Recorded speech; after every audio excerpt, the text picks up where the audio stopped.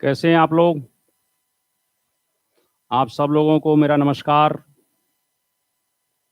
तैयारी, मेरा विश्वास है कि आप लोगों की तैयारी बहुत ही बेहतर तरीके से हो रही होगी।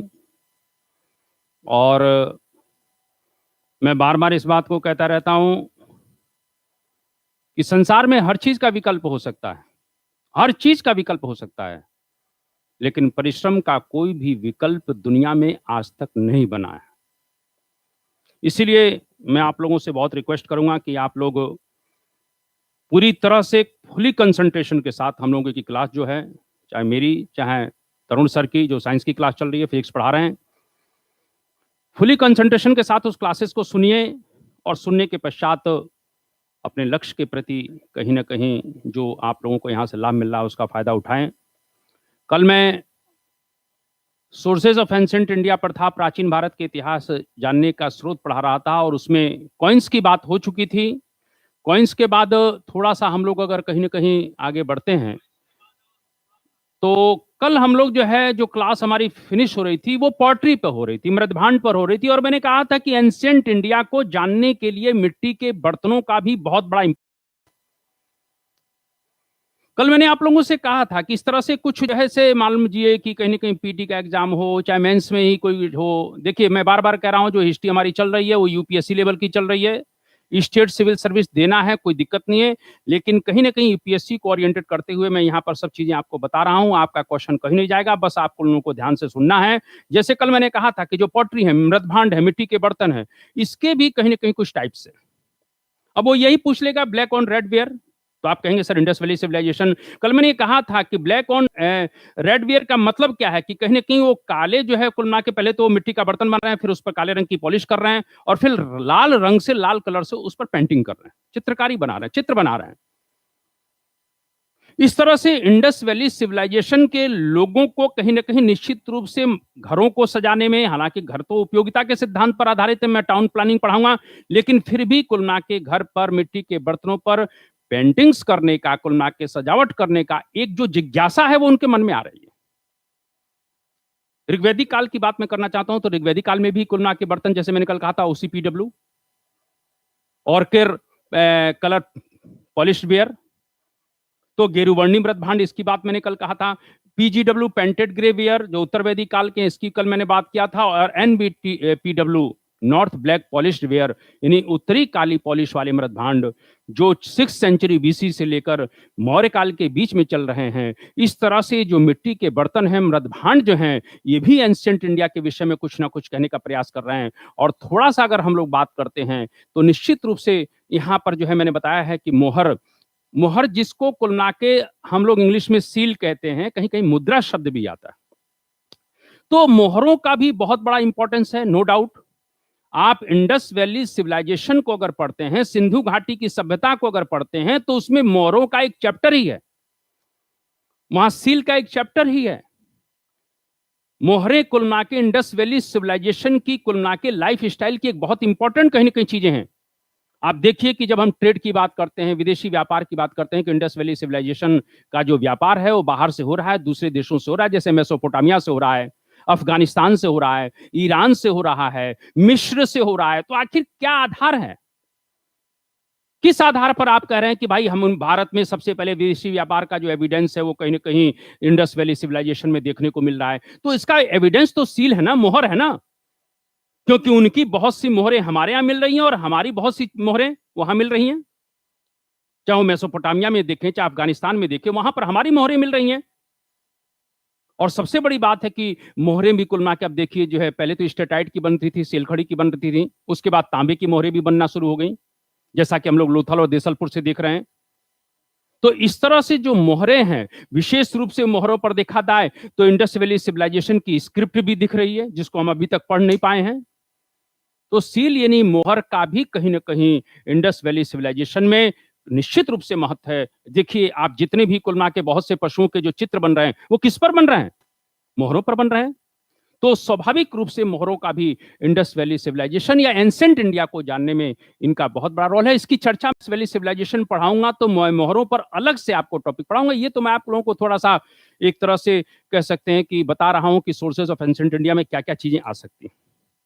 और उसके बाद जो है मैंने देखिए नीचे लिखा है मॉन्यूमेंट्स, स्मारक, जो सबसे इंपॉर्टेंट चीज है।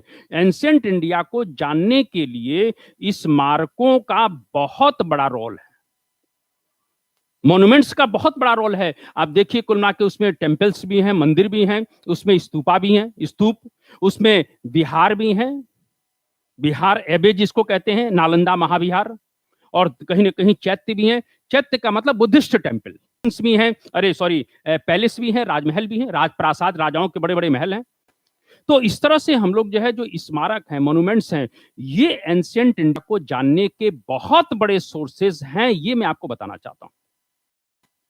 अब अगर मैं थोड़ा सा यहां पर बात करूं, टेम्पल्स के ऊपर बात करूं, मंदिर के ऊपर बात करूं, प्राचीन भारत में, तो स्वाभाविक रूप से जो मूर्ति निर्माण का काम हो रहा है, स्कल्पचर का जो काम हो रहा है, मूर्ति पूजा के एविडेंस कल मैंने कहा था कि इंडस वैली सिविलाइजेशन में है, यानी मूर्तियों का निर्माण सबसे पहले इंडस वैली सिविलाइजेशन में हो रहा है।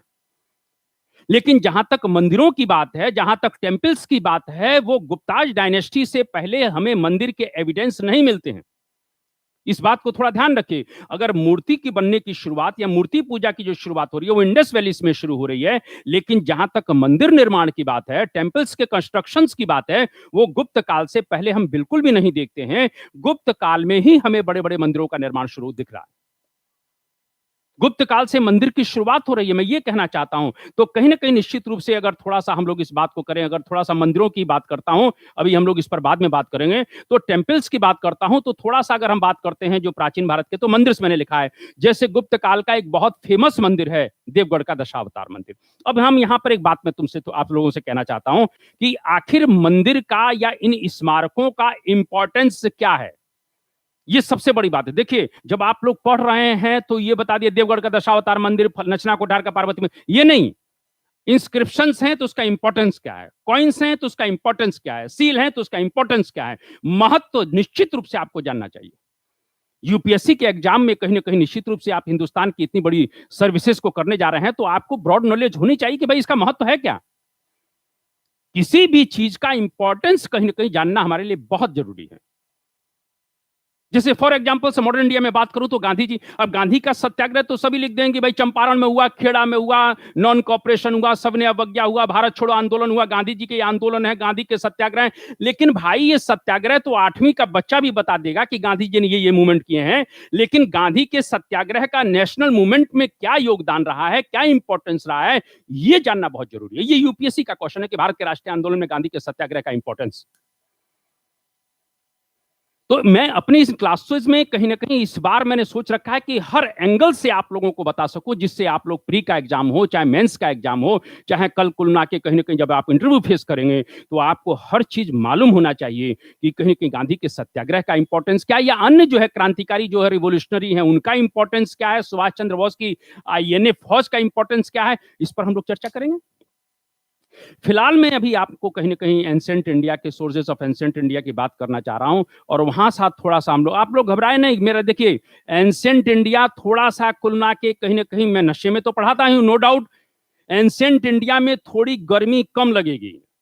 मिडाइवल आते आते गर्मी में बढ़ा दूंगा, क्योंकि मिडाइवल का इतिहास थोड़ा सा जुनून नशा और पैदा करेगा, और मॉडर्न इंडिया आते आते मैं इतनी गर्मी पैदा कर दूंगा कि आपको कपड़े फाड़ने पड़ जाएंगे, ये ध्यान रखिएगा। तो थोड़ा सा हम लोग जो है इस समय कुल के टेम्पल्स की बात करें, मंदिर की बात करें। अब मंदिरों की बात मैं कर रहा हूं तो यहां पर एक चीज बहुत इंपॉर्टेंट है, थोड़ा ध्यान रखिए। अलबर्नी की बात मैं करना चाहता हूं। महमूद गजनवी के साथ एक अलबर्नी है जो कुल के उसके साथ रहता है, ज्योतिषी था, पहले तो बंद कर दिया गया जेल में, इसकी चर्चा मैं अधिक करूंगा। तो अलबर्नी जब हिंदुस्तान में आता है तो एक पुस्तक लिख रहा है अरबी लैंग्वेज में, जिसकी चर्चा मैं आगे करूंगा मिडाबल में, तहकीकात हिंद। और वो यहां पर एक बात कहता है, वो थोड़ा सा, क्योंकि कहीं ना कहीं यूपीएससी इस तरह के क्वेश्चन पूछती है कि अलबर्नी जब हिंदुस्तान में आ रहे हैं तो भारत के लोगों के विषय में वो एक स्टेटमेंट पास कर देते हैं, और वो कहते हैं कि भारत के लोगों की जो सोच है वो वैज्ञानिकता की नहीं है, वो साइंटिफिक नहीं है। वो कहते हैं कि भारत के लोगों को विज्ञान की नॉलेज कम है। इस तरह की बात करता है कौन? अलबर्नी। अब आपसे अगर मान लीजिए कुल मिला के कहीं कि मेंस में ही क्वेश्चन उठा के पूछ लिया कि भारत के लोगों को विज्ञान की नॉलेज नहीं थी, अलबर्नी का कोटेशन है, आप इस क्वेश्चन की विवेचना करिए, तो आपको सब कुछ मालूम होगा। तभी ना कह देंगे कि भाई अलबर्नी सही है कि अलबर्नी गलत है। अलबर्नी तो यह कह रहा है कि भारत के लोगों की वैज्ञानिकता की सोच नहीं है, उनकी सोच साइंटिफिक नहीं है, उनको विज्ञान की नॉलेज नहीं है। तो आप थोड़ा सा एक बात दिमाग लगाइए कम से कम कि जो मॉन्यूमेंट्स बन रहे हैं प्राचीन भारत में, जो स्मारक बन रहे हैं, जो बड़े बड़े मंदिर बन रहे हैं, चाहे वो देवगढ़ का दशावतार मंदिर हो, चाहे नचना कुठार का पार्वती मंदिर हो, चाहे भीतरगांव का मंदिर हो, चाहे सिरपुर का लक्ष्मण मंदिर हो, मैं गुप्त काल के मंदिरों के साथ साथ अगर दक्षिण भारत के मंदिरों की बात करना या उत्तर भारत में खजुराहो के टेम्पल्स की बात करना चाहता हूं, तो खजुराहो के मंदिर हो, कोणार्क का सूर्य मंदिर हो, इस प्रकार के जो बड़े बड़े मंदिर बन रहे हैं, साथ में दक्षिण भारत में मैं जाना चाहता हूं तो दक्षिण में द्रविड़ आर्ट स्टाइल में महाबलीपुरम के रथ मंदिर बन रहे हैं, कांची का कैलाश मंदिर बन रहा है, एलोरा का कैलाश मंदिर बन रहा है, तंजौर का राजराजेश्वर मंदिर बन रहा है। इतने विशाल मंदिर जो बन रहे हैं, आखिर बिना वैज्ञानिक सोच के और बिना विज्ञान की जानकारी के संभव है? इतने विशाल मंदिर हैं, इतना टॉप क्लास का आर्किटेक्ट का काम हो रहा है, एक ही पत्थर को काट कर शिलाओं को किस तरह से कुलना के मंदिर में कन्वर्ट किया जा रहा है। आप ये बताइए कि इन मंदिरों के निर्माण के बाद, इन स्मारकों के निर्माण के बाद आप डेफिनेटली कह सकते हैं कि भारत के लोगों को निश्चित रूप से कहीं ना कहीं विज्ञान की नॉलेज रही होगी, अगर इन स्मारकों के परिप्रेक्ष्य में बोला जाता है तो। अगर इन स्मारकों के हालांकि गुप्त डायनेस्टी में आर्यभट्ट जैसे लोग कहीं ना कहीं मैथमेटिशियन हो रहे हैं, उस अलग में चर्चा करूंगा। पाई की वैल्यू हमारे यहां से तय की जा रही है, जीरो का कुलना के कहीं का आविष्कार हमारे यहां हो रहा है। ब्रह्मगुप्त जैसे लोग ब्रह्म सिद्धांत में कुलना के ग्रेविटेशन पावर की बात कर रहे हैं। वाराहमिहिर जैसे एस्ट्रोलॉजर पैदा हो रहे हैं। वाघभट्ट जैसा कार्डियोलॉजिस्ट पर कुलना की किताब लिखने वाला एक वाघभट्ट एक टॉप क्लास का डॉक्टर है जो अष्टांग हृदय लिख रहा है, जो कुलना के हृदय रोग विशेषज्ञ है। धर्मंत्री जैसे चिकित्सक लोग हुए। अगर इन बातों को देखा जाए तो वो कहता है भारत के लोगों को यार विज्ञान की नॉलेज नहीं है, साला हमारे यहां सब वैज्ञानिक भरे हुए हैं। सुश्रुत जैसा कुलना के टॉप क्लास का सर्जन पैदा हो रहा है। तो चाहे हमारे यहाँ की मेडिकल साइंस की बात हो, चाहे कुलना के मेडिसिन की बात हो, चाहे कहीं ना कहीं ज्योतिष की बात हो, और चाहे आर्किटेक्ट इंजीनियरिंग की बात हो, चाहे शिक्षा की बात हो, हर जगह तो कुलना के कहीं ना कहीं विज्ञान का समावेश है। इसीलिए अलबर्नी जैसा कह रहे हैं ऐसा मानना उचित नहीं। और जहां तक मैंने अभी कहा कि स्मारकों के संदर्भ में अगर मैं बात करना चाहता हूं, तो मॉन्यूमेंट्स के संदर्भ में अगर बात करता हूं, तो जो टेम्पल्स बनते हैं, बड़े बड़े टेम्पल, क्या बिना वैज्ञानिक सोच के बन जाएंगे? आप खुद सोचिए कि तंजौर का जो राजराजेश्वर मंदिर है, वो कितना विशाल मंदिर है। तो मैं ये कहना चाहता हूं कि जो अलबर्नी साहब कर रहे हैं, नालंदा महाविहार बन रहा है, कार्ले का चैत्य बन रहा है, बड़े बड़े राजप्रासाद यानी पैलेस राजाओं के बन रहे हैं।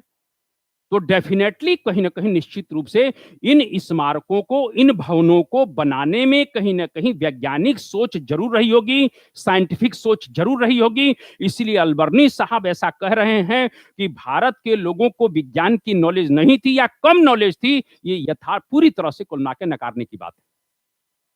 क्लियर? अब थोड़ा सा हम लोग जो है इस विषय को बात करें, मंदिर, टेम्पल्स। अब ये तो बात आ गई कि साहब अलबर्नी साहब कह रहे हैं कि भारत के लोगों को विज्ञान की नॉलेज नहीं है, तो उनको हमने उनका जवाब दे दिया, वो चुप हो गए हैं। अब हम आते हैं कि मंदिरों का इंपॉर्टेंस क्या है। ये बड़े बड़े स्मारक जो बन रहे हैं, इनका इंपॉर्टेंस क्या है, महत्व क्या है। मंदिर का मतलब यही नहीं है कि भगवान की मूर्ति बना लिया, धूप बत्ती अगरबत्ती जरा दिया, मोमबत्ती लगा दिया, ओम जय जगदीश हरे, हो गया हमारा काम। मंदिर का इंपॉर्टेंस बिल्कुल यह नहीं है। इस बात को थोड़ा ध्यान रखिएगा। मंदिर का एक पक्ष हो सकता है कि मंदिर में भगवान की मूर्ति बना दी गई है, ठीक है साहब। अब मूर्ति बनाने का आशय क्या है, आप थोड़ा समझिए कि हमारा जो मेडिटेशन है, हमारा जो कंसंट्रेशन है, मंदिर में जाते हैं तो क्या होता है, मंदिर में जाते हैं तो भाई हमारा कंसंट्रेशन होता है, मूर्ति को देखते हैं, हमारा दिमाग पूरी तरह से रहता है, आंख बंद करके ध्यान करते हैं।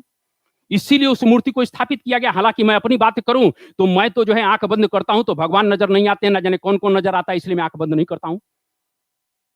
लेकिन जहां तक मंदिर के कुलना के पूजा का प्रश्न है, वो एक पक्ष हो सकता है, लेकिन मंदिर का रोल क्या है, इंपॉर्टेंस क्या है एंशिएंट इंडिया में, ये हमारे लिए जानना बहुत जरूरी है। अब जरा देखिए, एक बात अपन बात करें, मंदिर बन रहा है तो स्वाभाविक रूप से मंदिर में तो कुलना के क्या क्या चीजें बनी, आप जरा समझिए। मंदिर में एक बहुत बड़ा कहीं ना कहीं निश्चित रूप से गर्भगृह बनेगा, उसका ढांचा स्ट्रक्चर बनेगा।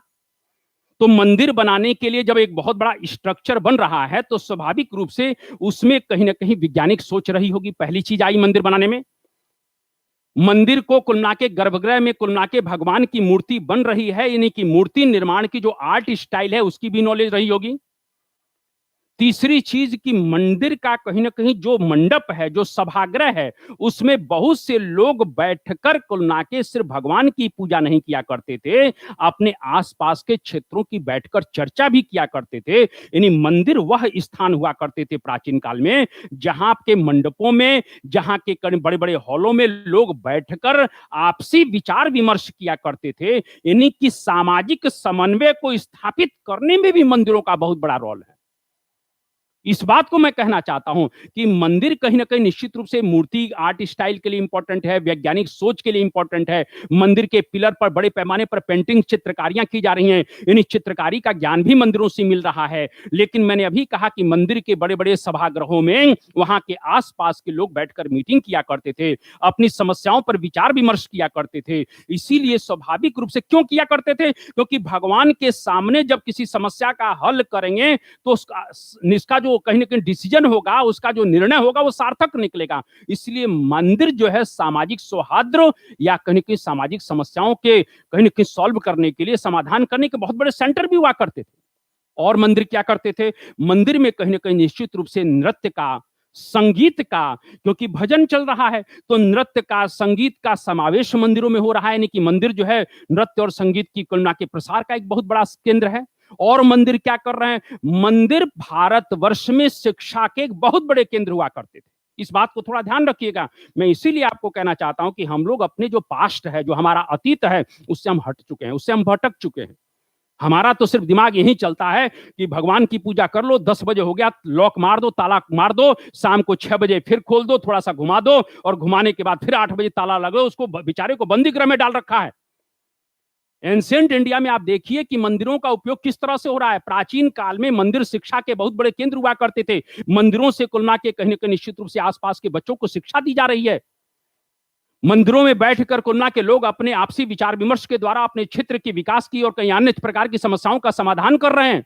और मंदिर से क्या हो रहा है? मंदिर जो होते थे वहां पर बड़े पैमाने पर मंदिर का खर्च चलाने के लिए जमीन दी जाती थी राजा महाराजाओं के द्वारा। कल मैंने कहा था कि नाना घाट अभिलेख जो पढ़ते हैं, उस नाना घाट अभिलेख के अंदर इस प्रकार से ब्राह्मणों को, जो मंदिर के पुजारी हुआ थे, उनको बड़े पैमाने पर जमीन दी जाती थी। जमीन देने का उद्देश्य क्या है? कि उस जमीन से कुल के मंदिर का खर्च चलेगा। तो मंदिर का जब खर्च चलेगा तो स्वाभाविक रूप से है क्या? यानी कि मंदिर के आसपास की जमीन पर कुल मिलाके कहीं ना कहीं मंदिर के जो पुजारी लोग होते थे वो नियंत्रण रखा करते थे। और उनका उद्देश्य होता था कि इस कुल मिलाके जमीन पर ज्यादा से ज्यादा उस जमीन का विस्तार करके ज्यादा से ज्यादा खेती योग्य कुल मिलाके उसको बनाया जाए। यानी मंदिर आर्थिक समृद्धि में भी बहुत बड़ा योगदान देते थे, क्योंकि जितनी जमीन का विस्तार जो है कृषि योग्य किया जाएगा तो स्वाभाविक रूप से उससे ज्यादा प्रोडक्शन पैदा होगा, और ज्यादा प्रोडक्शन पैदा होगा तो मंदिर का खर्च भी चलेगा, और आसपास के जो मजदूर हैं, जो उसमें कहीं के लोग काम कर रहे हैं, कृषक लोग, उनको भी लाभ होगा। इस प्रकार से मंदिर प्राचीन भारत में आर्थिक समृद्धि का भी काम किया करते थे। तो इस तरह से मैं ये कहना चाहता हूं कि मंदिरों का जो मैंने इंपॉर्टेंस बताया वो आप लोग थोड़ा सा ध्यान रखिए। जैसे मानकर चलिए कि मंदिर जो है बनने लग गए, चाहे विष्णु के मंदिर बन रहे हो, चाहे सूर्य के मंदिर बन रहे हो, चाहे शिव के मंदिर बन रहे हो, तो जो राजा जिस धर्म को मानता था उस मंदिर को बनाता होगा। पहली चीज तो यही क्लियर हो गया। चोलाज डायनेस्टी में बड़े पैमाने पर कौन से मंदिर बन रहे हैं? शिव मंदिर बन रहे हैं। यानी चोल राजा लोग किस धर्म को मानते होंगे? शिव धर्म को मानते होंगे। बड़े पैमाने पर कहीं ना कहीं विष्णु मंदिर जो है कहां बन रहा है? गुप्त डायनेस्टी में बन रहा है, यानी वैष्णव धर्म को मानने वाले लोग होंगे। तो एक तो क्लियर यह हो रहा है कि भाई राजा या वहां के क्षेत्र के लोग किस धर्म का अनुपालन करते होंगे, वो क्लियर हो गया। दूसरा, जब बड़े पैमाने पर मंदिर बन रहे हैं तो एक चीज क्लियर निकल कर आए कि उस समय जो है आर्थिक समृद्धि रही होगी, इकोनॉमिकल जो प्रॉस्पेरिटी है वो बड़े पैमाने पर रही होगी, क्योंकि कहीं ना कहीं बड़े विशाल जो मंदिर बन रहे हैं तो बिना पैसे के और बिना रुपए के तो बनने वाला नहीं है। तो पहला तो ये हो गया कुलना की इसका इंपॉर्टेंस कि राजा किस धर्म का या उस क्षेत्र की जनता किस धर्म को मानती है, पहली चीज। दूसरा कि उस मंदिर जो बन रहे हैं वो आर्थिक समृद्धि को भी डिनोट कर रहे हैं कि उस समय आर्थिक समृद्धि बड़े पैमाने पर रही होगी। तीसरा, मैंने कुलना के मंदिरों का इंपॉर्टेंस बनाया कि विशाल मंदिर बन रहे हैं तो उसमें वैज्ञानिकता का कहीं कहीं समावेश होगा। यानी भारत की सिविल इंजीनियरिंग जो है, जरा ध्यान रखिएगा शब्द मैं क्या बोल रहा हूं, भारत की जो सिविल इंजीनियरिंग है, जिसको हम आर्किटेक्ट इंजीनियरिंग भी कह सकते हैं, वो अपने आप में बड़े पैमाने पर विस्तृत थी, व्यवस्थित थी। तो इस प्रकार से मंदिर और क्या बता रहे हैं कि मंदिर कुल मिला के कहने की बता रहे हैं कि भारत में सिविल इंजीनियरिंग का जो स्तर है वो बहुत ऊंचा है। मंदिर और क्या बता रहे हैं? मंदिर शिक्षा के बहुत बड़े केंद्र हैं। मंदिर और क्या बना रहे हैं? मंदिर आसपास की जमीन को कृषि योग्य बनाकर आर्थिक समृद्धि बढ़ाने का काम कर रहे हैं। मंदिर और क्या बता रहे हैं? नृत्य, संगीत, चित्रकला, मूर्तिकला का विकास मंदिरों के माध्यम से हो रहा है, यह बताया जा रहा है। मंदिर और क्या बता रहे हैं? मंदिर कुल मिला के आपस के लोगों को अपने यहां जोड़ने का काम कर रहे हैं। सभी लोग बैठकर आपसी विचार विमर्श के द्वारा सामाजिक सौहार्द बनाने का प्रयास इस मंदिरों के बड़े बड़े सभागृहों में किया करते थे। इस प्रकार से मंदिरों का प्राचीन काल में बहुत बड़ा रोल रहा है, मैं ये कहना चाहता हूं। तो इस तरह से थोड़ा सा हम लोग, मैंने क्या कहा कि सामाजिक समन्वय, सामाजिक सौहार्द के बहुत बड़े केंद्र है मंदिर। और थोड़ा सा देखिए, बड़ी इंपॉर्टेंट बात मैं करने जा रहा हूं, मंदिर और क्या कर रहे हैं। आप लोग जब यूपीएससी का एग्जाम हो तो ये जो 4-6 पॉइंट मैंने बताए हैं, अगर इसी पॉइंटों को क्रमबद्ध आप लिख दोगे, आपको कुल मिला के कहीं ना कहीं मैथमेटिक्स जैसा नंबर मिलेगा। और क्या चीजें बन सकती है मंदिरों के लिए, देखिए कितनी बड़ी बात है। उत्तर भारत में आर्य संस्कृति बड़े पैमाने पर बढ़ चुकी है। दक्षिण में कुल मिला के कहीं कहीं द्रविड़ शैली है, कुल मिला के द्रविड़ भाषी लोग हैं, द्रविड़ लोग उनको कहा गया है। अभी ये आर्य संस्कृति से दूर है। यानी उत्तर भारत में आर्य संस्कृति है, दक्षिण भारत में हम एक शब्द कह सकते हैं अनार्य संस्कृति है। लेकिन मंदिरों ने किस तरह से आर्य और अनार्यों में आपस में जोड़ने का काम किया है, यह बड़ी इंपॉर्टेंट बात है। क्योंकि उत्तर भारत में आप देखिए कि आर्यों का एक बहुत बड़ा देवता है जिसका नाम है कुल मिला के शिव, रुद्र जिसको कहा गया। उत्तर वैदिक काल में आप देखते हैं कि आर्यों का एक बहुत बड़ा देवता है रुद्र, जिसको शिव कहा गया है। आप ये देखिए, और दक्षिण भारत में थोड़ा समझिएगा तो, और दक्षिण भारत का एक बहुत बड़ा देवता है जिसका नाम है मुर्गन, जिसको हम कार्तिकेय कहते हैं। तो दक्षिण भारत में जो कुल मिला के अनार्यों के जो प्रमुख देवता हैं उनका नाम मुर्गन है, जिनको हम कार्तिकेय कह रहे हैं। और उत्तर भारत के जो देवता हैं उनका नाम कहीं ना कहीं रुद्र है, शिव है। तो आप जरा समझिए कि रुद्र और कार्तिकेय का संबंध किस तरह से स्थापित किया गया, बाप और बेटे का। आप बाप और बेटे का संबंध स्थापित किया गया, यह सामाजिक सौहार्द बनाने का प्रयास किया जा रहा है। और आपको मालूम होना चाहिए कि दक्षिण भारत के जितने भी बड़े बड़े मंदिर हैं वो शिव के मंदिर हैं। और उन मंदिरों की आर्ट स्टाइल कैसी है? उत्तर भारत की आर्ट स्टाइल नहीं है, नागर शैली नहीं है, दक्षिण भारत की द्रविड़ शैली है। यानी कि मंदिर की जो आर्ट स्टाइल है वो द्रविड़ है, यानी दक्षिण भारत की आर्ट स्टाइल है। और जहीं देवता कौन से हैं? उत्तर भारत के हैं। यानी दक्षिण के मंदिरों में उत्तर भारत के देवताओं को बिठाला जा रहा है और उनको दक्षिण की art style, Dravida art style में बनाया जा रहा है। यानी मंदिर, मैं कह सकता हूं, उत्तर और दक्षिण भारत की आर्य और अनार्य संस्कृतियों को आपस में कहीं ना कहीं जोड़ने का बहुत बड़ा काम कर रही है। यह मंदिरों का भारतवर्ष में बहुत बड़ा योगदान है। तो आप देखिए कि मंदिर समन्वय के केंद्र बन चुके हैं, ये कितनी बड़ी बात है, मैं ये कहना चाहता हूं। तो इस तरह से थोड़ा सा हम लोग जो है इस बात को समझ सकते हैं कि टेम्पल्स का क्या क्या रोल है। हम सब चीज भूल गए यार। मंदिर का अर्थ है हमने दूसरा निकाल दिया कि मंदिर के लिए पटक कर किसी को मारो, मंदिर के लिए किसी को कुल मिला के कुछ भी कर दो। मंदिर का मतलब है कोरिलेशन, मंदिर का मतलब है टॉलरेंस, मतलब मंदिर का मतलब है सहिष्णुता, मंदिर का मतलब है समन्वय। आर्य और अनार्य संस्कृतियों के बीच में इतना जो है डिफरेंस है यार, लेकिन इन मंदिरों ने आपस में दोनों ही संस्कृतियों को जोड़ दिया और एकता की भावना को स्थापित कर दिया। क्लियर? तो इस तरह से मैं ये कहना चाहता हूं, थोड़ा सा यार हिलाया करो, कम से कम मुंडी की बात कर रहा हूं। तो कहीं ना कहीं जब तुम लोग थोड़ा सा अपना मुंडी हिलाते रहोगे तो हमको भी कुल मिला की एनर्जी मिलेगी, हम भी जुनून में, नशे में ज्यादा से ज्यादा काम करेंगे, हैं? तो थोड़ा सा इस बात को कहीं ना कहीं इस बात को ध्यान रखा करिए। आंखों में मंजिल है, हम लोगों ने जो आंखों में ड्रीम, सपना बना रखा है उसको तोड़ने वाले नहीं हैं, और मैं तोड़ने भी नहीं दूंगा आप लोगों को। इस बात को ध्यान रखना। आंखों में मंजिल है, गिरेंगे और चलते रहेंगे। आंखों में मंजिल है, गिरेंगे और चलते रहेंगे। हवाओं में क्या दम है, तूफानों में भी चिराग जलते रहेंगे। हवाओं में क्या दम है, तूफानों में भी चिराग जलते रहेंगे। इस प्रकार की सोच अगर हम रखेंगे तो डेफिनेटली मैं कह रहा हूं कि कल यूपीएससी की जो लिस्ट आएगी, पीएससी की जो लिस्ट आएगी, जितनी भी प्रांतीय सर्विसेज की लिस्ट आएगी, उसमें आपका एक नाम होगा, ये विश्वास आप रखिए। खैर, थोड़ा हम लोग आगे चलें। और मैंने अभी कहा कि कुल मिला के मंदिर की अगर बात करते हैं, मैं आर्ट एंड कल्चर में इनको डिटेल में पढ़ाऊंगा। ये तो मैं इतिहास में बता रहा हूं कि इसका इंस्क्रिप्शंस, अरे मंदिरों का इंपॉर्टेंस क्या है। देवगढ़ का दशावतार मंदिर। अब वो पूछेगा कि भाई भारत में गुप्त काल का सबसे प्रसिद्ध मंदिर कौन सा है, तो आप कहेंगे देवगढ़ का दशावतार मंदिर। क्लियर? तो देवगढ़ का दशावतार मंदिर जो ललितपुर कहीं झांसी में लिखा है, यूपी में पड़ता है, और स्वाभाविक रूप से यह पहला मंदिर है, एक थोड़ा ध्यान रखिएगा, ये पहला मंदिर है जिस पर शिखर का निर्माण किया गया। ये पहला मंदिर है, कौन सा मंदिर है जिस पर शिखर है। आप मंदिरों के ऊपर देखते होंगे शिखर बने होते हैं, पीक बने होते हैं, तो पहला मंदिर भारत का है जिसमें शिखर का निर्माण है। यही मंदिर है जो पंचायतन श्रेणी पर बना हुआ है। पंचायतन श्रेणी का मतलब क्या है कि कहीं ना कहीं पंचायतन श्रेणी की में आर्ट एंड कल्चर की चीज है। जैसे एक गर्भगृह में मेन मंदिर रहता है, मुख्य गर्भगृह में मुख्य मूर्ति भगवान की रहती है, और उसके चारों दिशाओं में 4 छोटे छोटे और मूर्तियां बनाई जाती हैं। यानी बीच में जो है सेंट्रल में मंदिर के भगवान की एक बड़ी मूर्ति रहती है, विष्णु की हो, शिव की हो, किसी की भी हो, और उसके चारों दिशाओं में आपने देखा होगा 4 छोटे छोटे मंदिर बनते हैं। इस प्रकार के मंदिरों को पंचायतन श्रेणी के मंदिर के नाम से जाना जाता है। तो इस तरह से देवगढ़ का दशावतार वाणी मंदिर मैंने कहा, मैंने भीतरगांव का मंदिर कहा जो उत्तर प्रदेश में है, भुमरा का शिव मंदिर सतना मध्य प्रदेश में है, तिगवा का विष्णु मंदिर जबलपुर में है, नचना कुठार का पार्वती मंदिर मध्य प्रदेश जबलपुर में है। इस प्रकार से ये मंदिर जो है गुप्त काल में बन रहे हैं। ऐसे बहुत से मंदिर है, मैं चर्चा करूंगा, कोणार्क का सूर्य मंदिर की बात करूंगा, इस तरह से सब पुरी के जगन्नाथ मंदिर की बात करूंगा, ये सब चीजें बाद में होंगी। और उसके बाद जो है दक्षिण भारत के मंदिरों की अगर बात करते हैं तो दक्षिण भारत में भी बड़े पैमाने पर, क्योंकि दक्षिण की आर्ट स्टाइल में मंदिरों का ही तो सबसे बड़ा रोल है। दक्षिण में जब राष्ट्रकूट आए तो उन्होंने एलोरा के प्रसिद्ध कैलाश मंदिर का एलोरा के प्रसिद्ध कैलाश मंदिर का कृष्ण प्रथम निर्माण करवा रहे हैं। पल्लव डायनेस्टी के लोग आए तो उन्होंने द्रविड़ आर्ट स्टाइल में बड़े सुंदर मंदिर बनवाए, जैसे महाबलीपुरम के रथ मंदिर बन रहे हैं, मैं डिटेल में पल्लवों के समय में पढ़ाऊंगा। नरसिंह वर्मन सेकंड आए तो उन्होंने कांची के प्रसिद्ध कैलाश मंदिर का निर्माण करवा दिया। इसी प्रकार से कहीं ना कहीं जब चोलाज डायनेस्टी के लोग आए तो राज राजेश्वर ने अपनी कैपिटल तंजौर में राज राजेश्वर मंदिर, बृहदेश्वर मंदिर का निर्माण करवाया।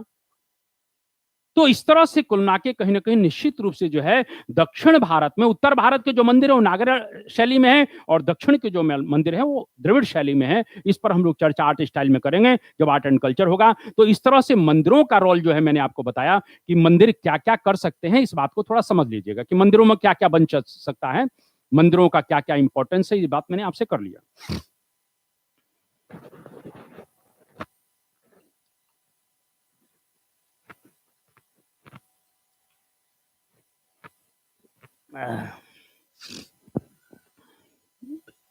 मंदिरों के बाद जो दूसरी चीज है स्तूप। अब स्तूप पर मैं तो डिटेल में बात करूंगा जब मैं सातवाहनों को पढ़ाऊंगा, क्योंकि स्तूप का जो शब्द का उल्लेख है ना वो ऋग्वेद में मिल रहा है। स्तूप का मतलब है कहीं कोई चीज ज्यादा मात्रा में, ढेर जिसको कहते हैं, कोई चीज का ढेर, थूहा, रेत या बालू के जो बड़े बड़े ढेर बन जाते थे अंडाकार, उनको कहीं ना कहीं स्तूप कहा गया है। लेकिन भगवान बुद्ध यानी बौद्ध धर्म से इस इन स्तूपों को जोड़ा गया, और भगवान बुद्ध का जब महापरिनिर्वाण हो रहा है तो भगवान बुद्ध के महापरिनिर्वाण के बाद उनके अस्थि अवशेषों को शुरुआत में 8 जगहों पर रखा गया, और उन पर इसी प्रकार के अंडाकार बड़े पैमाने पर स्तूप बनाए गए, जिनको अष्ट महास्थान के नाम से जाना जाता है। तो प्राचीन भारत में कहीं ना कहीं जहां बुद्धिस्ट की बात है, बौद्ध धर्म की बात है, वहां पर कहीं ना कहीं बड़े पैमाने पर स्तूपा बन रहे हैं। स्तूप किस तरह से बन रहे हैं, स्तूप को क्या क्या होता है, ये सब चीजें मैं अलग से पढ़ाऊंगा। जैसे मानकर चलिए आपके मध्य प्रदेश में ही हम बात करें तो मध्य प्रदेश के अंदर ही अगर बात करते हैं तो मध्य प्रदेश के रायसेन जिले में सांची का स्तूप है।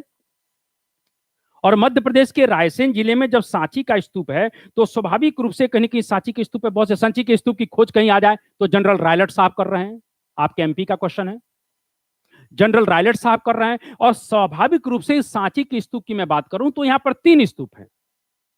पहला स्तूप जो बड़ा है उसमें भगवान बुद्ध का अस्थि अवशेष है। दूसरा जो छोटा वाला स्तूप है उसमें भगवान बुद्ध के समय के धर्म प्रचारकों का कहीं ना कहीं उसमें अवशेष है। और तीसरा जो बुद्ध स्तूप है उसमें सारीपुत्र और महामोदगलायन, सारीपुत्र भगवान बुद्ध के एक शिष्य हुए। यूपीएससी ने एक क्वेश्चन पूछा था, बड़ा सुंदर लगता है कि कुल मिला के कहने की इस तरह के क्वेश्चन जो है पढ़ा करो, थोड़ा डेप्थ में पढ़ा करो, मेरा बस यही कहने का मतलब है। भगवान बुद्ध जब राजगृह की यात्रा पर गए तो वहां पर सारीपुत्र ब्राह्मण हैं, फॉलोवर्स बन गए, और भगवान बुद्ध को मैं जब पढ़ाऊंगा तो मैं आपको डिटेल में बात करूंगा।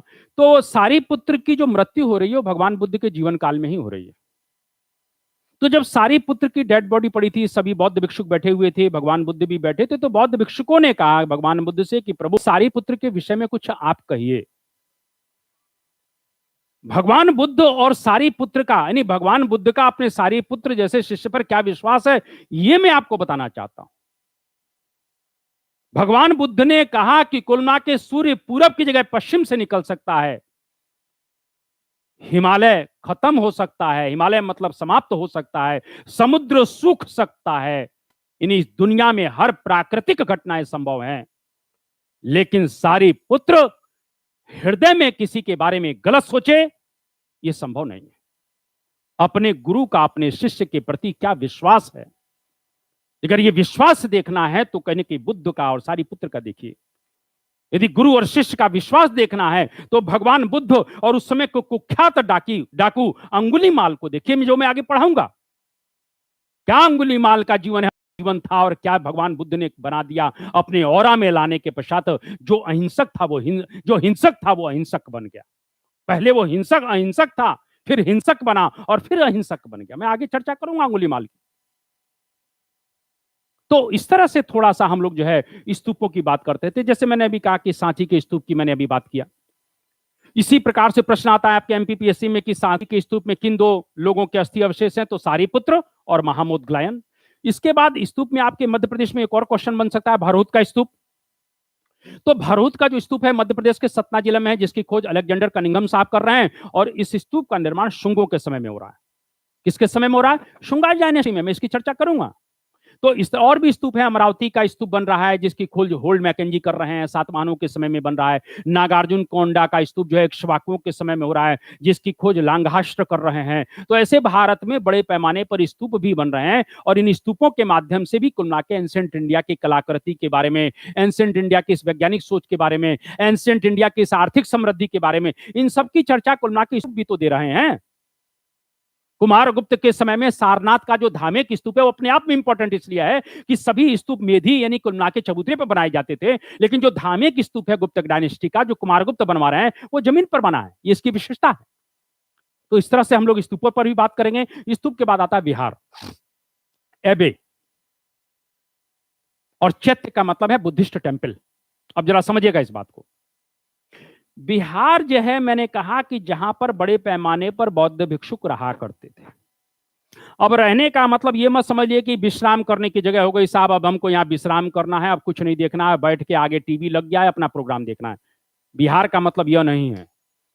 जहां पर भी कुल मिला के इस तरह से मोनेस्टिक लाइफ जीने वाले लोग थे, यानी कि सन्यासी जीवन जीने वाले लोग थे, जो सन्यासी हुआ करते थे, जो अपने को सन्यासी कहते थे, बैरागी कहते थे, उनका वास्तव में जीवन बैराग का होता ही था, सन्यास का होता ही था। ऐसा नहीं कि आजकल हमारे यहाँ जो ये बैठ गए हैं मंचों पर बड़े बड़े बापू और भाई कह रहे हैं हम सन्यासी हैं, लाखों करोड़ हजारों करोड़ रुपया जो है मार कर बैठे हुए हैं। कुछ नहीं महाराज, सन्यासी मोनेस्टिक लाइफ एंशिएंट पीरियड में थी, इस बात को थोड़ा ध्यान रखिएगा। तो ये जो मठों में लोग रहा करते थे, जो भिक्षुक लोग रहा करते थे, वहां पर कुल मिला के शिक्षा का पैमाने पर कार्य हुआ करता था। इस बात को ध्यान रखिएगा। अरे भाई आप लोगों को वैसे ही ध्यान रखिए, नालंदा महाविहार, विक्रमशिला महाविहार, उदंतपुरी महाविहार, सोमपुरी महाविहार, आपके हिंदुस्तान में शिक्षा का बहुत बड़ा कहीं न कहीं सेंटर रहा है। आप इस बात को ध्यान रखिए कि जिस समय यूरोप के देशों का ना इंग्लैंड का नाम था, ना फ्रांस का नाम था, ना जर्मनी का नाम था, ना स्पेन का नाम था, कुछ भी नाम नहीं था, उस समय आपके तक्षशिला में बहुत बड़ी यूनिवर्सिटी हुआ करती थी जिसके आचार्य चाणक्य थे। आपका जो भारत था वो शैक्षणिक दृष्टि से, वैज्ञानिक दृष्टि से, आर्थिक दृष्टि से, स्पिरिचुअल यानी आध्यात्मिक दृष्टि से दुनिया का सबसे समृद्धशाली देश था। हम अपने अतीत को देख ही नहीं पाए। दुनिया को सिल्क, दुनिया को कॉटन, दुनिया को स्पाइसेस, दुनिया को मसाले, दुनिया को दवाइयां एक्सपोर्ट करने का काम हम किया करते थे। आप इस बात को देखिए, आपकी आर्थिक समृद्धि, मैंने कल कहा था कि भाई भारत को सोने की चिड़िया क्यों कहा गया है। आप 98% एक्सपोर्ट कर रहे हो, बहुत मुश्किल से 2% इंपोर्ट कर रहे हो यार। बहुत मुश्किल से 5% इंपोर्ट कर रहे हो, 95% तो आप एक्सपोर्टे कर रहे हो। तो जब आप 90 से लेकर 95% तक आप एक्सपोर्टे करेंगे, 5% इंपोर्ट करेंगे, तो आप यही बताइए ना कि फायदा किसको होगा। आज 2020 का इतिहास उठाकर पढ़ लीजिए, बहुत जो है हम लोग हाई फाई बन गए, ना जाने क्या क्या कर रहे हैं, लेकिन साला इंपोर्ट और एक्सपोर्ट का देख लीजिए क्या स्थिति है। उल्टा हो गया है, 10% भी कुल मिला के कहीं ना कहीं निश्चित एक्सपोर्ट नहीं हो पा रहा है, 90% इंपोर्ट करना पड़ रहा है। तो ये है क्या, जब आप एक्सपोर्ट कम करेंगे, इंपोर्ट ज्यादा करेंगे, तो स्वाभाविक रूप से आप आर्थिक लॉस, यानी कि आपकी आर्थिक समृद्धि कमजोर होगी। एंशिएंट पीरियड में 90 से 90 आप मंगा क्या रहे हैं भारत से, बाहर से आप जरा देखिए। एंशिएंट पीरियड में आप घोड़ा मंगा रहे हैं, अरबी घोड़े। आप मंगा क्या रहे हैं महाराज, आप सब तो पैदा अपने घर में कर रहे हैं। आप दो चीजों पर पैसा भी खर्च कर रहे हैं, एक लिकर यानी शराब वाइन, क्योंकि यहाँ के राजा महाराजा लोग जो है फर्स्ट क्लास जो है अंगूरी शराब पीने में ज्यादा विश्वास रखा करते थे। आप देखिए बिंदुसार कह रहा है कुल ना के डायमेकस से, अरे यार थोड़ा सा कुछ बोतल उतल लेते आना, है कि नहीं है, याद करो। तो स्वाभाविक रूप से कहीं ना कहीं मैं आगे पढ़ाऊंगा। तो एक तो बाहर से शराब मंगाने पर पैसा खर्च हो रहा है, और दूसरा जो है बाहर से घोड़ा मंगाने पर, क्योंकि आर्मी में इस समय घोड़े की बहुत ज्यादा जरूरत है, तो घोड़े पर पैसा खर्च हो रहा है। बाकी टोटल का टोटल पैसा हमारा मिल रहा है क्योंकि हम ज्यादा से ज्यादा एक्सपोर्ट कर रहे हैं। तो यही चीज मैं यहां पर कहना चाहता हूं कि भारत शिक्षा का एक बहुत बड़ा सेंटर रहा है। दुनिया की सबसे बड़ी यूनिवर्सिटी इस समय भारत के अंदर है, और इस समय नहीं यार, 2020 की बात नहीं कर रहा हूं, गलत मैं प्राचीन भारत में जी रहा हूं, वहीं चलो। तो स्वाभाविक रूप से प्राचीन भारत में जो नालंदा महाविहार है, जो नालंदा यूनिवर्सिटी है, जिसको ऑक्सफोर्ड ऑफ महायान बौद्ध कहा जा रहा है, ऑक्सफोर्ड ऑफ महायान बौद्ध, वहां पर शिक्षा का बहुत बड़ा सेंटर है। दुनिया के लोग वहां पढ़ने के लिए लालायित हैं। 5 स्टेप के पेपर होते हैं, 5 चरणों में पेपर होता है, तब जाके नालंदा में एडमिशन मिलता है। दुनिया के लोग एडमिशन लेने के लिए लालायित हैं। आपका वेनसांग आ रहा है तो जाकर 6 वर्ष पढ़ रहा है। तो नालंदा कितनी बड़ी यूनिवर्सिटी है, आप इस बात के, भारत में शिक्षा का आप अपने अतीत के गौरव को याद करेंगे तो आप दुनिया में बहुत बड़ा काम कर सकते हैं, यह मैं कहना चाहता हूं। नालंदा के अंदर, कैंपस के अंदर 20,000 स्टूडेंट रहते हैं, 20,000। 2000 जो है आचार्य हैं। आचार्य समझ रहे हो ना, आचार्य नहीं यार, टीचर की बात कर रहा हूं। ये इंग्लिश मीडियम वाले परेशान करते हैं। तो स्वाभाविक रूप से कहीं ना कहीं निश्चित रूप से इस बात को थोड़ा ध्यान रखिए कि जो मैं बिहार की बात कर रहा हूं, तो नालंदा बिहार में 2000 टीचर वहां पर है, 20,000 स्टूडेंट हैं। और आप देखिए कि विक्रमशिला यूनिवर्सिटी जिसकी स्थापना धर्मपाल कर रहे हैं, सोमपुरी यूनिवर्सिटी ढाका के पास है, उदंतपुरी, बड़े बड़े बिहार हैं, बड़ी बड़ी यूनिवर्सिटियां हैं, जहां पर बड़े बड़े आचार्य भिक्षुक रहा करते थे और शिक्षा प्रसार का काम किया करते थे। इस बात को ध्यान रखिए। तो उस समय कुलना के एंशिएंट इंडिया को जानने के लिए कुलना के इन बिहारों का बहुत बड़ा रोल है। आप भारत का शिक्षा का स्तर क्या है, ये बिहार हमारे बता रहे हैं, नालंदा बिहार बता रहा है। और आप देखिए कि इतनी बड़ी यूनिवर्सिटी, इतना बड़ा जो है वहां लाइब्रेरी, वो इतना बड़ा वहां पर कलेक्शन, लेकिन जो ये तुर्क आए, जिनकी सोच ही पूरी तरह से डिस्ट्रक्शन की थी, नष्ट करने की थी, विनष्ट करने की थी, इनके पास ना तो बुद्धि था ना विवेक था। और मोहम्मद बिन बख्तियार खिलजी अंततः बिहार को जीतने के लिए निकल पड़ा। 1202-3 में वो कुल के बिहार पहुंचता है, नालंदा पर कब्जा करता है, वहां के भिक्षुकों की हत्या करता है, वहां की लाइब्रेरी को नष्ट कर देता है। उसके पास कम से कम 10,000 सिपाही। आप समझ सकते हो कि नालंदा बिहार की लाइब्रेरी कितनी बड़ी रही होगी। वो भिक्षुक लोग उन बिहारों, वो कहीं न कहीं जो उसके बख्तियार खिलजी के तुर्क सैनिक हैं, उन बिहारों में रहा करते थे। और जब सर्दी पड़ा करती थी, कड़ाके की सर्दी उस समय पड़ा करती होगी, तो स्वाभाविक रूप से उन लाइब्रेरियों की पुस्तकों को कुल मिला के फाड़ फाड़ कर जलाया करते थे। ऐसा इतिहास में आता कि 4 से 5 ठंडी उन कहीं ना कहीं आर्मी के, जितने भी तुर्क आर्मी के लोग थे, उन्होंने लाइब्रेरी की पुस्तकों को जलाकर कुल मिला के आग तापने का काम किया। भारत की कुल मिला के शैक्षणिक समृद्धि कितनी विशाल रही होगी, ये इस बात से अंदाजा निकलता है। और अंततः मोहम्मद बिन बख्तियार खिलजी ने नालंदा विश्वविद्यालय को पूरी तरह से नष्ट कर दिया। तो हम लोग जो है कहीं ना कहीं बिहारों की बात कर सके। चतलग मैंने कहा कि बुद्धिस्ट टेम्पल, जहां पर बिहार होंगे वहां पर कुल मिला के बुद्धिस्ट लोग एक टेम्पल्स बनाते थे, जिनको चैत्य कहते थे। सातवाहनों के समय में महाराष्ट्र में कार्ले का प्रसिद्ध चैत्य, तो कार्ले का प्रसिद्ध चैत्य सातवाहनों की, इसको मैं अलग से पढ़ाऊंगा। तो इस तरह से चैत्य बुद्धिस्ट टेम्पल। और उसके बाद अब हम आते हैं राजमहल, पैलेस। बड़ी इंपॉर्टेंट चीज है साहब, पैलेस, महल, राजमहल है। राजा 2 रूम किचन लेट बात में नहीं रहेगा ना, फ्लैट में तो नहीं रहेगा राजा है। अगर आप बहुत बड़ी बिल्डिंग बनवा रहे हैं और आपको अगर अभिमान हो रहा है कि यार मेरे पास 5 रूम का फ्लैट है, तो 5 रूम का फ्लैट है तो थोड़ा सा अपने मल्टी के ऊपर चढ़ जाना और इस किले की तरफ देख लेना।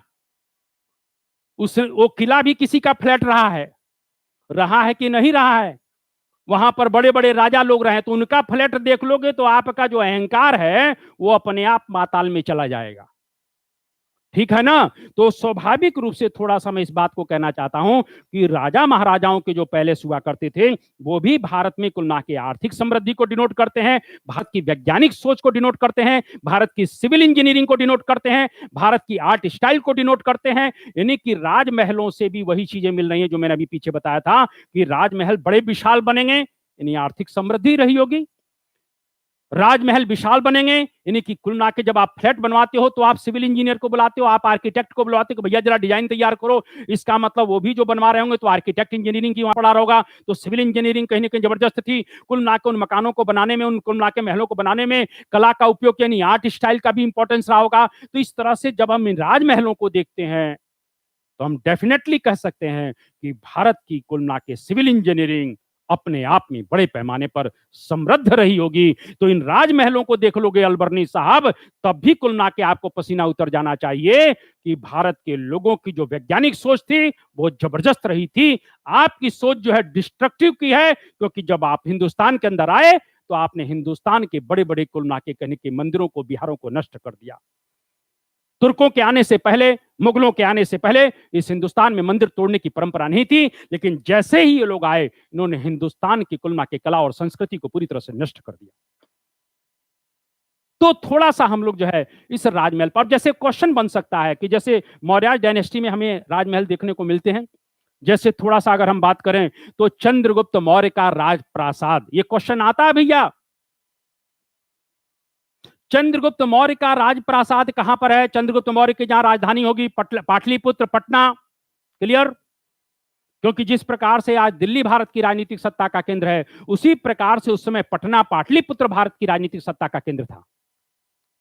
तो पटना के पास एक गांव है कुम्रहार। कुम्रहार, तो कुम्रहार गांव की जब खुदाई हुई, स्पूनर महोदय हैं, एक अंग्रेज इतिहासकार हैं स्पूनर, उन्होंने जब खोजा तो यहां से चंद्रगुप्त मौर्य के राजप्रासाद का वर्णन मिलता है, यानी कि वहां से खुदाई होती है, निकलता है। अब जरा समझिए मैं कहना क्या चाहता हूं कि चंद्रगुप्त मौर्य का राजप्रासाद पटना के पास कुम्रहार गांव से मिला है, जिसकी खोज स्पूनर महोदय ने किया है। अब इस महल की भव्यता को थोड़ा सा समझ लीजिए। चंद्रगुप्त मौर्य के राजप्रासाद जब था उस समय, तो उसको देखने के बाद, क्योंकि चंद्रगुप्त मौर्य के समय में एक राजदूत आ रहा है, यूनानी राजदूत, जिसका नाम है मेगास्थनीज। और जब मेगास्थनीज आ रहा है, जरा समझिएगा, तो मेगास्थनीज जब पाटलिपुत्र आया, चंद्रगुप्त मौर्य के दरबार में आया, वो काफी लंबे समय तक यहाँ रहा है, तो वो कहता क्या है कि भाई ऐसा महल तो ना तो सूसा में है ना एक बतना में है। ये ध्यान रखिएगा, ईरान में उस समय एक जगह है सूसा और एक बतना, यूनानी लोगों का वहां प्रभाव है, क्योंकि इस समय इस्लाम तो वहां था नहीं, तो वहां पर सूसा और एक बतना में कुल मिला के बड़े पैमाने पर महल बनते थे। तो जब मेगास्थनीज वहां से आता है और भारत के इस राजप्रासाद यानी चंद्रगुप्त मौर्य के पैलेस को देखता है, तो वो कहता है बाप रे बाप, ऐसा महल तो मैंने सूसा और एक बतना में भी नहीं देखा। जैसे हम लोग मान के चलिए कहीं गए दूसरी जगह, बंबई से आए और कहीं कुल मिला के छोटे जिले में गए और वहां कोई ऐसी अद्भुत चीज देख ली, तो आप क्या कहोगे? अरे बाप रे बाप, हम तो दतिया में ऐसी चीज देख ली जो बंबई में नहीं थी। यही चीज मेगास्थनीज कह रहा है कि भाई पाटलिपुत्र का जो राजप्रासाद है वो इतना भव्य है, इतना सुंदर है कि ऐसा महल तो सूसा और एक बतना में भी नहीं है। क्लियर? इसी प्रकार से थोड़ा सा इस महल की भव्यता को समझिए। इसी प्रकार से चंद्रगुप्त मौर्य, अरे चंद्रगुप्त मौर्य की बात कर रहा हूं। अब जैसे मानकर चलिए चंद्रगुप्त मौर्य की जो जो टाइम पीरियड है वो थोड़ा सा हम लोग अगर समझ लें,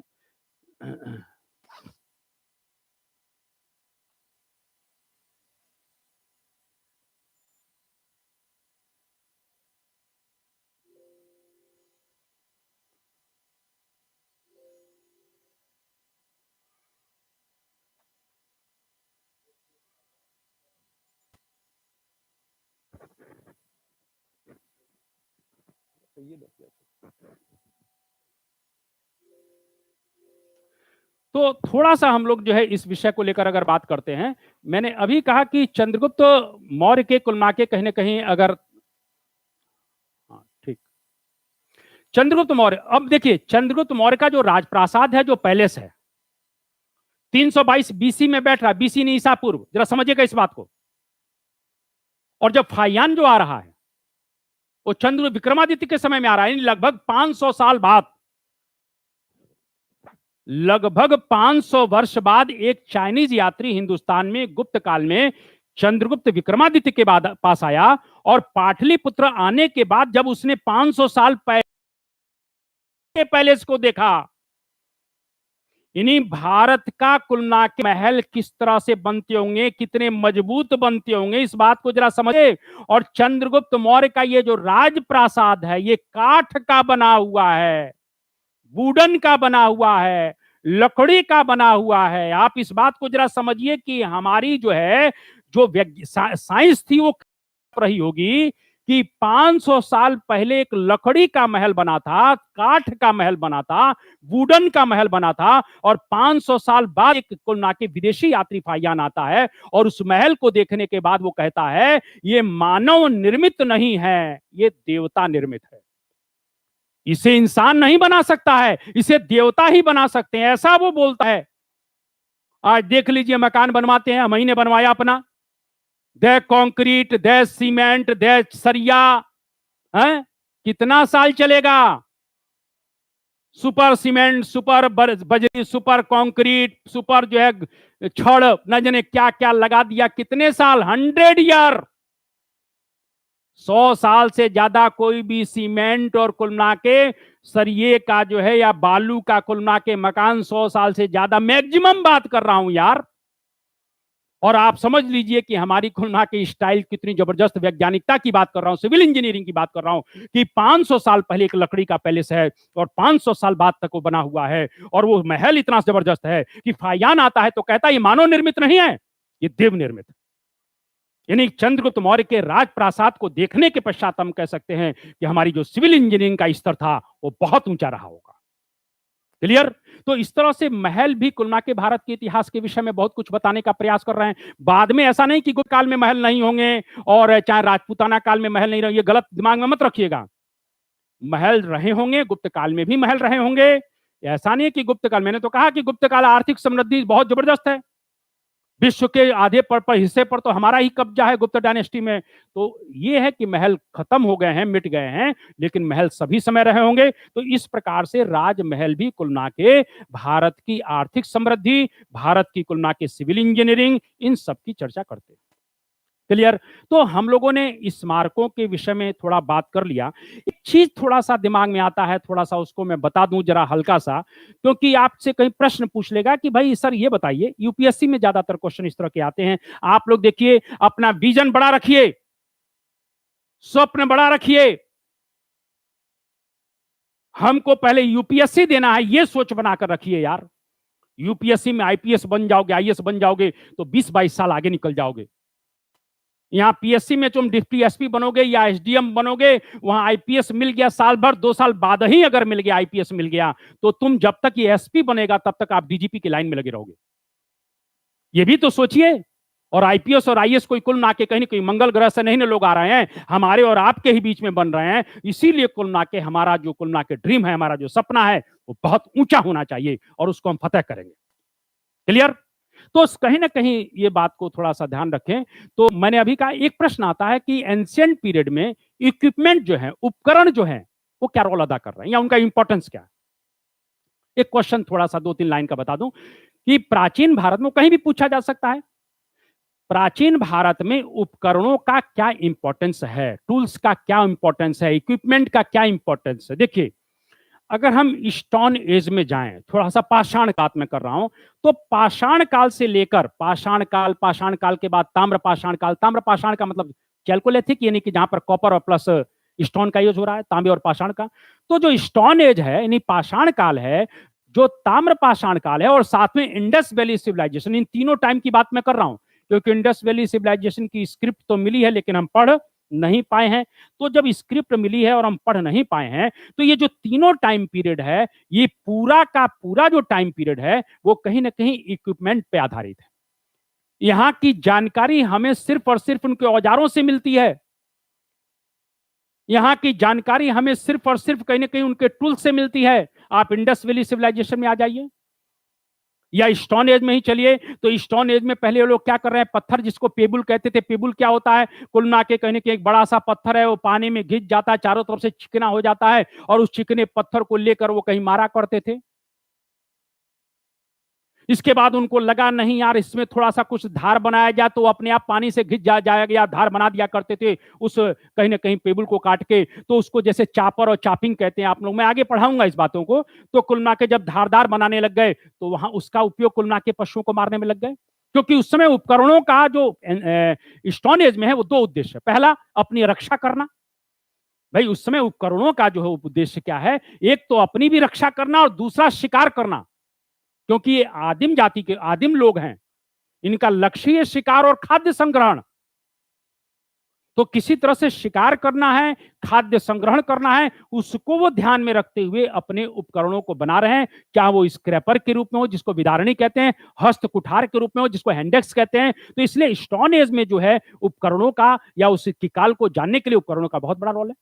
इसी प्रकार से जब ताम्रपाषाण शुरू होता है तो कॉपर के और कुलना के पाषाण बड़े बड़े टूल्स बनने लग गए, तो उनसे भी कुलना के कहीं ना कहीं निश्चित रूप से एंशिएंट इंडिया की जाने इन्हीं उपकरणों का मानव जीवन में इस समय उपकरणों का सबसे ज्यादा महत्व है। चाहे वो आत्मरक्षा की बात हो, चाहे शिकार की बात हो, चाहे धीरे धीरे जो नियोलिथिक पीरियड में आते हैं तो कृषि का काम बड़े पैमाने पर बढ़ने लग गया। चाहे वो कृषि की बात हो, चाहे वो एग्रीकल्चर, मैंने कहा ना कि चाहे वो एग्रीकल्चर की बात हो, चाहे वो शिकार की बात हो, चाहे सुरक्षा की बात हो, इन सब में कुल मिला के उनके जीवन का अभिन्न अंग उपकरण है। इंडस वैली सिविलाइजेशन में अगर देखें तो उपकरणों का बहुत बड़ा रोल है। थोड़ा सा अगर वैदिक एज में मैं जाना चाहता हूं तो वैदिक एज में आप देखते हैं वैदिक काल में अब लोहे की खोज हो चुकी है, और वैदिक काल में जब लोहे की खोज हो रही है तो स्वाभाविक रूप से लोहे की खोज के साथ ही भारत में दो क्षेत्रों में क्रांति हो गई। पहली क्रांति किस एरिया में हुई, एग्रीकल्चर सेक्टर में, कृषि क्षेत्र में, क्योंकि लोहे के अब बड़े बड़े हार्ड जो है कहीं ना कहीं उपकरण बनने लग गए, और जब बड़े बड़े कठोर यानी हार्ड उपकरण बड़े बड़े बनने लग गए लोहे के, तो इस कुलना के उपकरणों के बल पर आर्य लोगों ने बड़े पैमाने पर कहीं ना कहीं जमीनों को कृषि योग्य बनाना शुरू कर दिया। बड़े बड़े जंगलों को जलाया जाने लगा, और इन जंगलों को जलाकर कृषि योग्य भूमि के रूप में परिवर्तित करने का काम इन उपकरणों के माध्यम से किया जा रहा है, जो अब लोहे के उपकरण हैं। तो इसीलिए मैं कहना चाहता हूं, जब लोहे की खोज हो रही है तो भारत में बड़े पैमाने पर कृषि क्रांति हो रही है। ये लोहे के उपकरणों के कारण ही संभव हुआ। और दूसरा कुलना के क्रांति किस क्षेत्र में, सैन्य क्षेत्र में, डिफेंस सेक्टर में, क्योंकि अब लोहे की खोज के साथ ही बड़े पैमाने पर कहीं ना कहीं लोहे के हथियार बनने शुरू हो गए। तो इस तरह से लोहे से हथियार उनके बनने शुरू हो जा रहे हैं, लोहे से कहीं ना कहीं निश्चित रूप से एग्रीकल्चर सेक्टर में टूल्स बनने शुरू हो जा रहे हैं। तो इस तरह से कुल मिला के कहीं ना कहीं हम जहां तक बात है, अगर स्टोन एज की बात करते हैं, इंडस वैली सिविलाइजेशन की बात करते हैं, और वैदिक काल के एक बहुत बड़े हिस्से की बात करते हैं, तो निश्चित रूप से उपकरणों के आधार पर ही कुल मिला के इस समय के भारत के इतिहास को जाना जा सकता है। चाहे वो उनकी आर्थिक समृद्धि की बात हो, चाहे कहीं ना कहीं खाद्य संग्रहण की बात हो, चाहे वो शिकार की बात हो, चाहे सुरक्षा की बात हो, चाहे सैन्य क्षेत्र की बात हो, इन सभी क्षेत्रों में इस समय चाहे वो कॉपर के उपकरण हो, चाहे स्टोन के उपकरण हो, और चाहे कुलना के लोहे के उपकरण हो, और चाहे ब्रॉन्ज के हो। इंडस वैली सिविलाइजेशन में कुलना के आप देखिए मेटलर्जी इंजीनियरिंग हावी हो गई, रसायन क्षेत्र हावी हो गया, क्योंकि और कॉपर और टिन को मिलाकर अब क्या बन रहा है, कांसा बन रहा है, ब्रॉन्ज बन रहा है, और बड़े पैमाने पर ब्रॉन्ज के टूल्स बनने शुरू हो गए। तो इस तरह से मैं ये कहना चाहता हूं कि कहीं ना कहीं उपकरण जो है बहुत कुछ हमें जानकारी एंशिएंट पीरियड के विषय में देते हैं, इस बात को ध्यान रखिएगा। तो ये जो मैंने अभी कहा था कि मॉन्यूमेंट्स मैंने बताया, मंदिर, स्तूप, बिहार, चैत्य, राजमहल, एक और पॉइंट जोड़ लीजिए, उपकरण जिसको आप इक्विपमेंट कहते हैं। तो ये चीजें आपसे पूछी जा सकती हैं, और उसके बाद हम थोड़ा सा और आते हैं, और कुछ चीजें यहां पर लास्ट जो पॉइंट है वो हम थोड़ा सा कहीं ना कहीं देख लें, और वो है पेंटिंग्स, चित्रकला। पेंटिंग्स की बात करें, क्योंकि एंशिएंट इंडिया में आप इस बात को ध्यान रखिएगा, मैंने कल भी कहा था, अभी भी कह रहा हूं, प्राचीन भारत में पुरातात्विक स्रोत बहुत ही इंपॉर्टेंट हैं। आर्कोलॉजिकल अप्रोच मौन है, बोलते नहीं है, लेकिन साहित्य से ज्यादा कहते हैं, और जो कहते हैं वो सत्य कहते हैं। मंदिरों की आर्ट स्टाइल देखने के बाद, मंदिरों के विशाल, कहीं ना कहीं मंदिरों को देखने के बाद मैंने कहा कि ये मंदिरों का कहीं ना कहीं उद्देश्य है या महत्व है। लेकिन भाई साहब, इन विशाल मंदिरों को देखने के बाद मैं कह सकता हूं, ये भले इनकी ध्वनि नहीं है, भले ये है, लेकिन इनकी ध्वनि इतनी विशाल है, इनकी कलात्मकता की ध्वनि, इनकी विशालता की ध्वनि, इनका योगदान समाज में क्या है, वो ध्वनि इतनी कुलना के तेज है, वो ध्वनि इतनी तीव्र है कि साहित्य भी उनके सामने मौन हो जाता है। मंदिर बोलते नहीं है, लेकिन फिर भी कुलना के अपने कर्म से, अपने कहीं ना कहीं महत्व से बड़े बड़े साहित्य, बड़े बड़े लिटरेचर को मौन कर रहे हैं। इसलिए प्राचीन भारत में पुरातत्व शास्त्र का बहुत बड़ा महत्व है। पेंटिंग्स की बात करते हैं कि एंशिएंट इंडिया में चित्रकला की बात मैं डिटेल में इस पर बात करूंगा जब मैं गुप्ता डायनेस्टी पढ़ाऊंगा। तो कहीं ना कहीं पेंटिंग्स का मतलब है हमारी आर्ट स्टाइल अब धीरे धीरे बढ़ रही है। बड़े पैमाने पर जो बुद्धिस्ट हैं, बौद्ध भिक्षुक हैं, सन्यासी हैं, मॉन्क हैं, वो कहां रहते हैं? गुफाओं के अंदर रहते हैं। और जब वो गुफाओं में रहा करते थे तो उनके मन में, मस्तिष्क में, हृदय में, विचारों में जो कुछ चला करता था वो पत्थर की दीवारों पर बनाया करते थे। पेंटिंग्स भी बहुत कुछ कहती है, हमारे रसायन विज्ञान को कहीं ना कहीं बताने का प्रयास करती है कि पेंटिंग से एक तरह से कह सकते हैं पेस्ट तैयार किया करते होंगे, और पेस्ट से कुलना को उस पेंटिंग को कलर किया करते थे। अजंता की पेंटिंग्स भारत सबसे फेमस है, मध्य प्रदेश के औरंगाबाद जिले में, महाराष्ट्र के औरंगाबाद जिले में। अजंता की पेंटिंग्स की खोज करने वाला एक अंग्रेज है जिसका नाम है general James Alexander. General James Alexander. वहां 29 केव हैं, 29 गुफाएं हैं। उन 29 गुफाओं को तो गुफाएं तो नष्ट हो गई, लेकिन उसमें अभी भी 6-7 गुफाएं शेष बची हैं, जिसमें 1 नंबर 2 नंबर मैंने बता दिया है कि कुल मिला के कौन कौन सी गुफाएं बची हुई हैं। मैंने लिखा है कुल 29 गुफाएं हैं, 1 2 9 10 16 17 बची हुई हैं। बाकी सब डिस्ट्रॉय हो रही है, धीरे धीरे नष्ट हो रही है, जीर्ण शीर्ण हो रही है। इसमें अगर क्वेश्चन बनता है कि भाई सबसे पुरानी गुफा बची है, तो उसमें 9 और 10 नंबर की जो गुफा मैंने लिख दिया सबसे पुरानी है। सबसे बाद की 1 नंबर 2 नंबर 7th सेंचुरी। लेकिन 16 और 17 नंबर की जो केव में कुलना के गुफा में जो पेंटिंग है वो गुप्त काल की है। और ये आपसे पूछा जा सकता है, जैसे 16 नंबर की गुफा है तो क्या है? मरणासन राजकुमारी, क्या चित्र बना है महाराज? Dying princess. मैंने अभी कहा कि कुलना के इन गुफाओं में कौन रहता था? बौद्ध भिक्षुक। ये बौद्ध भिक्षुकों के हृदय में, मस्तिष्क में, विचारों में जो चलता था वो कहां बनाएंगे? पत्थर की शिलाओं पर बनाएंगे। इसीलिए वो आज भी जिंदा है, वो इसलिए आज भी जीवंत है। मरणासन राजकुमारी, डाइंग प्रिंसेस का चित्र बनाया इन लोगों ने। उन्होंने ऐसी कल्पना की होगी कि भगवान बुद्ध ने गृह त्याग। कुछ लोग कहते हैं कि भगवान बुद्ध के भाई जो थे उनकी पत्नी का दृश्य है, कुछ लोग कहते हैं कि नहीं भाई, भगवान बुद्ध ने गृह त्याग किया होगा तो यशोधरा की हालत ऐसी हो गई होगी। जो भी रहा हो, तो स्वाभाविक रूप से जो बौद्ध भिक्षुक हैं, जो बौद्ध धर्म से रिलेटेड उनके मन में विचार चलता है, वो उन पत्थर की शिलाओं पर बनाते हैं। 17 में गुफा में क्या है? 17 में कहीं ना कहीं माता और शिशु का, mother and child. Mother and शिशु का मतलब यह है कि कहीं ना कहीं यशोधरा और राहुल के पुत्र को, राहुल के कहीं ना कहीं चित्र को बनाने का प्रयास किया गया है। यशोधरा भगवान बुद्ध की पत्नी है और राहुल उनका पुत्र है।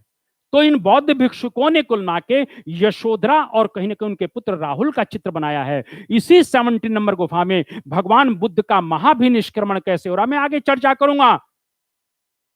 भगवान बुद्ध ने मात्र अपने जीवन में 4 दृश्य देखा। यार मैं कैसे, मैं कल चर्चा करूंगा, भगवान बुद्ध को पढ़ाऊंगा, आप चिंता मत करिए, मैं भगवान बुद्ध को यहीं प्रकट कर दूंगा। भगवान बुद्ध ने 29 वर्ष की अवस्था में गृह त्याग किया, महाभिनिष्क्रमण हुआ।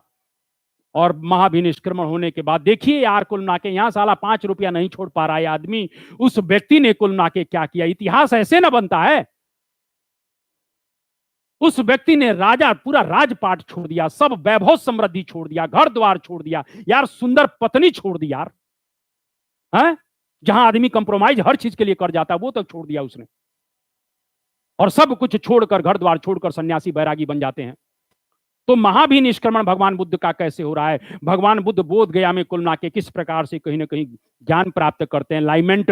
भगवान बुद्ध का धर्म चक्र प्रवर्तन सारनाथ में हो रहा है, भगवान बुद्ध का कुशीनारा में महापरिनिर्वाण हो रहा है। ये भगवान बुद्ध के जन्म से मृत्यु तक के जितने भी चित्र हैं वो 17 नंबर में बनाया गया, 17 नंबर गुफा में। इसीलिए इसको पेंटिंग गैलरी के नाम से कहते हैं, इसको चित्रशाला कहते हैं। इन्हीं की भगवान, मैं ये कहना चाहता हूं कि जो अजंता के जो चित्र हैं वो बौद्ध धर्म से रिलेटेड हैं और स्वाभाविक रूप से भारत की पेंटिंग आर्ट स्टाइल के विषय में बहुत कुछ कहते हैं। इन अजंता के चित्रों में दो टेक्निक का प्रयोग किया गया, फ्रेस्को और टेम्पेरा। आगे मैं डिटेल में बात करूंगा। फ्रेस्को उसको कहते हैं जो गीले प्लास्टर पर चित्र बनाया जाता है। आप देखोगे किसी दीवार पर गीला प्लास्टर होगा, उससे अंगुली से कोई भी चीज बना देंगे तो बन जाएगा, बाद में रंग भर दो।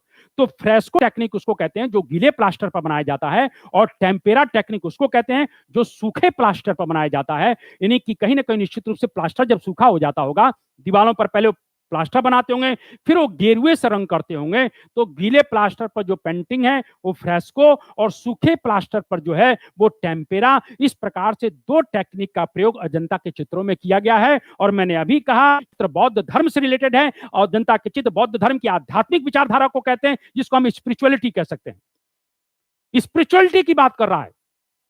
और जहां तक कुल मिला के एक और चीज हम कर सकते हैं अजंता के चित्र के बाद, यहां मैंने आपके लिखा बाघ की गुफाओं के चित्र। मध्य प्रदेश के धार जिले में बाघ की गुफाएं हैं। अब बाघ की गुफाओं के जो चित्र हैं उनका संबंध संसार से है, इस वर्ल्डली लाइफ से है, भौतिक जीवन से है, आनंद से है। दरबार का दृश्य है, राजा सिंहासन पर बैठे हैं, दरबार लगा हुआ है, नृत्य संगीत चल रहा है। इसमें कहीं लिखा हो गया होगा कि नृत्य का एक दृश्य, इसमें लिखा ना कि इसका फेमस पेंटिंग जो है वो नृत्य और संगीत का एक दृश्य है। दरबार में राजा साहब बैठे हैं, राजा साहब करते ही कहते, यही तो करते थे, हैं? दरबार में बैठे हैं, सिंहासन पर चलने दो साहब, इन्हीं लोगों ने लई लीना दुपट्टा मेरा, है यही राजाओं ने किया। अगर राजा लोग कहीं ना कहीं चंद्रगुप्त मौर्य और अशोक जैसे हुए होते तो क्या हिंदुस्तान में इस्लाम का आगमन हो गया होता? इतना बड़ा देश है, हजारों राजा थे, अगर सब लोग एक ही हो गए होते तो क्या हिंदुस्तान में इस्लाम आया होता? कभी नहीं आया होता। ये राजा दुराचारी हो गए थे, विलासी हो गए थे, आपस में लड़ते और संघर्ष करते थे, जिसका कहीं ना कहीं बाहरी लोगों ने फायदा उठाया। और फायदा उठाने के बाद अंततः जब इस्लाम हिंदुस्तान में आ गया तो इस्लाम कहीं ना कहीं निश्चित रूप से अपने हिसाब से, मैं आगे चर्चा करूंगा किस प्रकार से इस्लाम अपने को सेटल करता है। और जब इस्लाम ने अपने को सेटल कर लिया तो हिंदुस्तान का इतिहास और भूगोल दोनों बिगाड़ दिया गया। क्लियर? तो इस तरह से मैंने अभी कहा कि जो कहीं ना कहीं बाघ की गुफाओं की खोज डेंजर फील्ड कर रहे हैं। कहीं क्वेश्चन आ जाए तो ध्यान रखा कि बाघ की गुफाएं मध्य प्रदेश के धार जिले में हैं, जिनकी खोज डेंजर फील्ड साहब कर रहे हैं। ये मनुष्य के वर्ल्डली लाइफ यानी सांसारिक जीवन से रिलेटेड है। इसमें कहीं ना कहीं निश्चित रूप से नृत्य और संगीत का जो दृश्य है वो सबसे इंपॉर्टेंट है। तो मैंने अभी कहा कि पेंटिंग्स जो है कुल मिला के दो तरह की हैं। अजंता की पेंटिंग कहने की स्पिरिचुअलिटी की बात करती हैं, आध्यात्मिकता की बात करते हैं, कहीं ना कहीं भौतिकवाद की बात उसमें नहीं है, वो बौद्ध धर्म से रिलेटेड है। जबकि कहीं ना कहीं बाघ की गुफाओं के चित्र भौतिक जीवन की बात करते हैं, वर्ल्डली लाइफ की बात करते हैं, संसार की बात करते हैं। तो इस प्रकार से मैंने आप लोगों को कुल मिला के आज पूरा का पूरा जो पहला टॉपिक था, जिसको हम पुरातात्विक स्रोत कहते हैं, जिसमें मैंने अभिलेख की बात किया था, सिक्के की बात किए थे, मूर्तियों की बात किया था, मृदभांड की बात हुई, मोहरों की बात हुई, स्मारकों की बात हुई, पेंटिंग्स की बात हुई। इस तरह से आज हम लोगों ने पुरातत्व शास्त्र का पूरा टॉपिक तैयार कर लिया है। इसमें से कोई भी क्वेश्चन बाहर नहीं जाएगा, इस बात को थोड़ा ध्यान रखिएगा। मैंने अभी कहा कि पुरातत्व मौन है, लेकिन साहित्य से ज्यादा और विस्तृत कहने का प्रयास करता है, और जो कहता वो सत्य है। इन्हीं बातों के साथ मैं अपनी वाणी को विराम करता हूं। जय हिंद, जय भारत।